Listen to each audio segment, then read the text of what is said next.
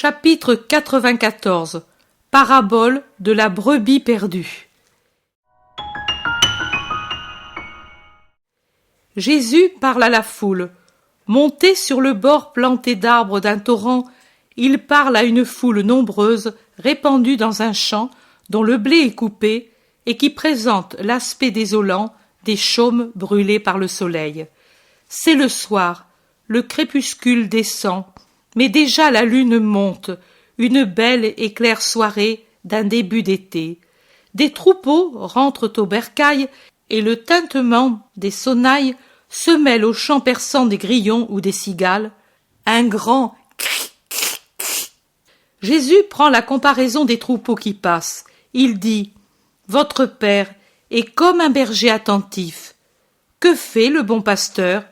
Il cherche de bons pâturages pour ses brebis, où il n'y a pas de ciguë ni de plantes dangereuses, mais des trèfles agréables, des herbes aromatiques et des chicorées amères mais bonnes pour la santé. Il cherche une place où se trouve en même temps que la nourriture, de la fraîcheur, un ruisseau aux eaux limpides, des arbres qui donnent de l'ombre, où il n'y a pas d'aspic au milieu de la verdure. Il ne se soucie pas de trouver des pâturages plus gras, parce qu'il sait qu'il cache facilement des serpents aux aguets et des herbes nuisibles, mais il donne la préférence aux pâturages de montagne où la rosée rend l'herbe pure et fraîche, mais que le soleil débarrasse des reptiles, là où l'on trouve un bon air que remue le vent et qui n'est pas lourd et malsain comme celui de la plaine. Le bon pasteur observe une par une ses brebis. Il les soigne si elles sont malades, les panse si elles sont blessées. À celles qui se rendraient malades par gloutonnerie, il élève la voix. À celles qui prendraient du mal à rester dans un endroit trop humide ou trop au soleil, il dit d'aller dans un autre endroit. Si une est dégoûtée, il lui cherche des herbes acidulées et aromatiques, capables de réveiller son appétit, et les lui présente de sa main, en lui parlant comme à une personne amie. C'est ainsi que se comporte le bon Père qui est aux cieux avec ses fils qui errent sur la terre. Son amour est la verge qui les rassemble, sa voix leur sert de guide, ses pâturages, c'est sa loi, son bercail, le ciel. Mais voilà qu'une brebis le quitte. Combien il l'aimait! Elle était jeune, pure, candide comme une nuée, légère dans un ciel d'avril. Le berger la regardait avec tant d'amour, en pensant à tout le bien qu'il pouvait lui faire, et à tout l'amour qu'il pourrait en recevoir, et elle l'abandonne. Le long du chemin qui borde le pâturage, un tentateur est passé. Il ne porte pas une casaque austère, mais un habit aux 1000 couleurs. Il ne porte pas la ceinture de peau avec la hache et le couteau suspendus, mais une ceinture d'or d'où pendent des sonnettes au son argentin, mélodieux comme la voix du rossignol, et des ampoules d'essence dénivrante. Il n'a pas le bourdon avec lequel le bon pasteur rassemble et défend les brebis, et si le bourdon ne suffit pas, il est prêt à les défendre avec sa hache ou son couteau, et même au péril de sa vie. Mais ce tentateur qui passe a dans les mains un encensoir tout brillant de pierres précieuses, d'où s'élève une fumée qui est à la fois puanteur et parfum, qui étourdit comme éblouissent les facettes des bijoux. Oh, combien faux! Il va en chantant et laisse tomber des poignées d'un sel qui brille sur le chemin obscur. 99 brebis le regardent sans bouger.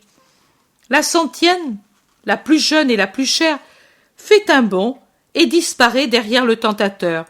Le berger l'appelle, mais elle ne revient pas. Elle va, plus rapide que le vent, rejoindre celui qui est passé, et, pour soutenir ses forces dans sa course, elle goûte ce sel qui pénètre au-dedans et la brûle d'un délire étrange qui la pousse à chercher les eaux noires et vertes dans l'obscurité des forêts. Et dans les forêts, à la suite du tentateur, elle s'enfonce, elle pénètre, monte et descend, et elle tombe. 1, 2, 3 fois. Et 1, 2, 3 fois, elle sent autour de son cou l'embrassement visqueux des reptiles, et assoiffée, elle boit des eaux souillées, et affamée, elle mord des herbes qui brillent d'une bave dégoûtante. Que fait pendant ce temps le bon pasteur? Il enferme en lieu sûr les 99 brebis fidèles, et puis se met en route et ne s'arrête pas jusqu'à ce qu'il trouve des traces de la brebis perdue. Puisqu'elle ne revient pas à lui, qui confie au vent ses appels, il va vers elle. Il la voit de loin, enivrée et enlacée par les reptiles, tellement ivre qu'elle ne sent pas nostalgie du visage qu'il aime.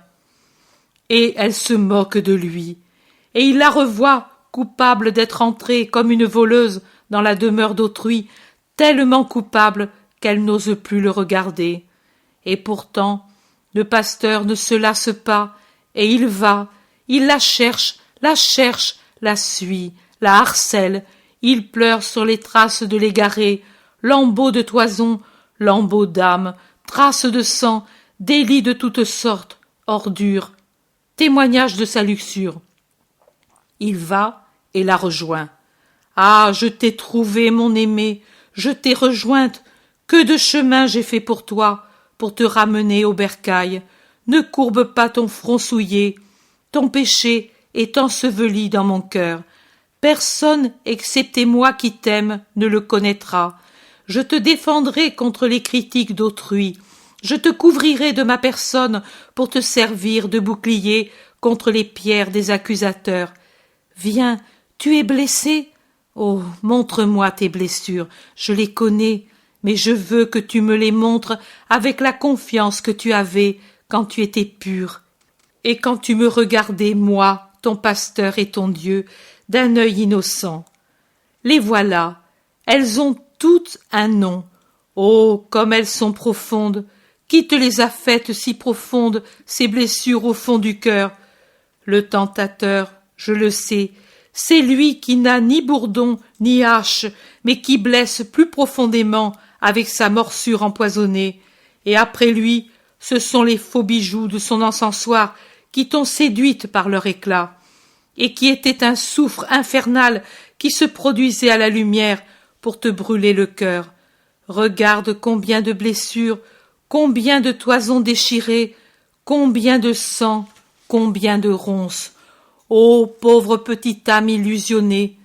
Mais dis-moi, si je te pardonne, tu m'aimeras encore? Mais dis-moi, si je te tends les bras, tu t'y jetteras? Mais dis-moi, as-tu soif d'un amour bon?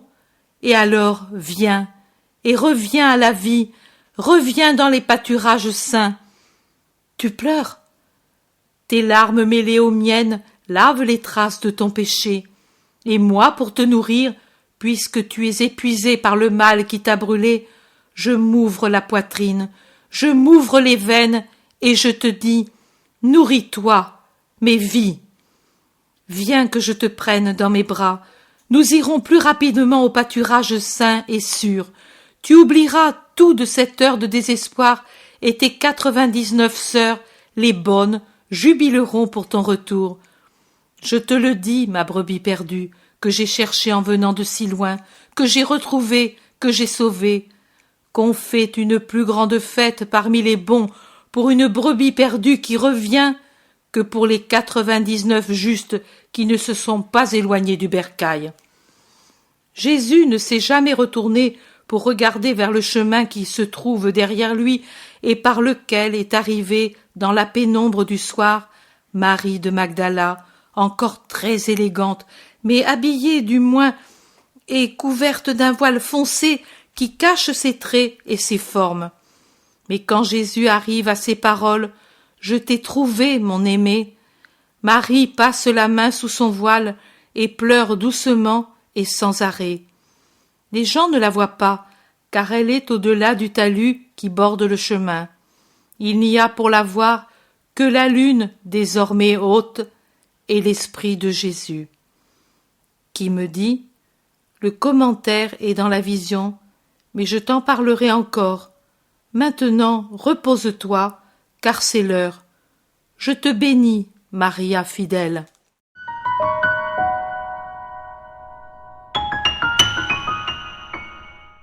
L'Évangile tel qu'il m'a été révélé est adapté pour tout public par les éditions Maria-Valtorta.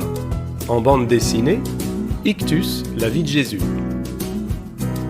Découvre la vie de Jésus pour les 4-7 ans. La vie de Jésus pour les 8-12 ans. L'Évangile tel qu'il m'a été révélé simplifié pour les 13 ans et plus. Et aussi en audio sur clé USB. Disponible en librairie ou directement aux éditions Maria-Valtorta sur asonimage.fr.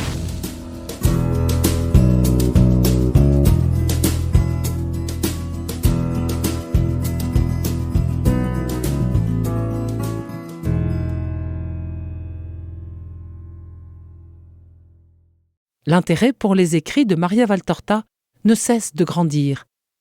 Et les fruits récoltés, vocation, conversion, sont immenses.